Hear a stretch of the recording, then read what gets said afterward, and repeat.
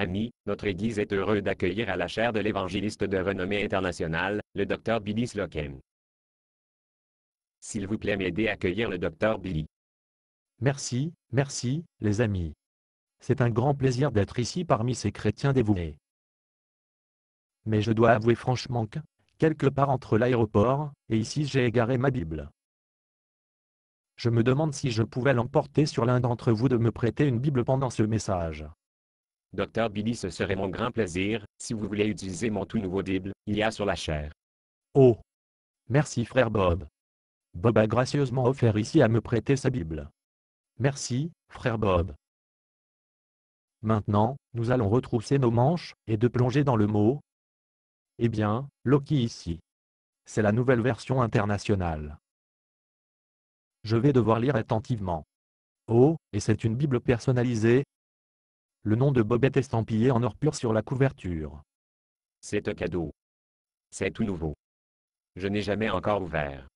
Eh bien, frère Bob, je vais le traiter avec le plus grand soin. Notre message de ce soir est simple, les amis, c'est l'histoire du salut. Il commence avec les Romains 3 verset 23, pour Bob a péché et est en deçà de la gloire de Dieu. Qu'est-ce? Et quel prix avez-vous payé pour le péché? Écoutez ce que dit la Bible. Hébreux 9 verset 27 où, comme Bob est destiné à mourir une seule fois, et après quoi vient le jugement. Bob. Où dit-on Bob?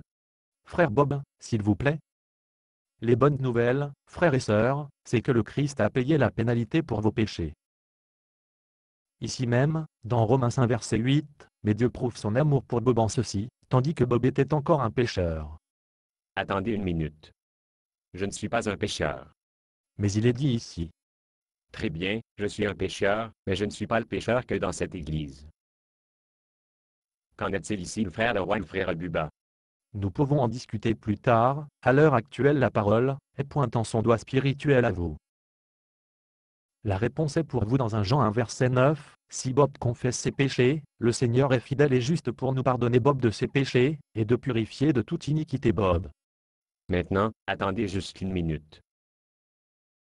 Vous voulez que je me lève ici et confesser mes péchés? James 5 verset 16 dit clairement, par conséquent, Bob, confessez vos péchés aux autres, et il prie pour que Bob peut être guéri.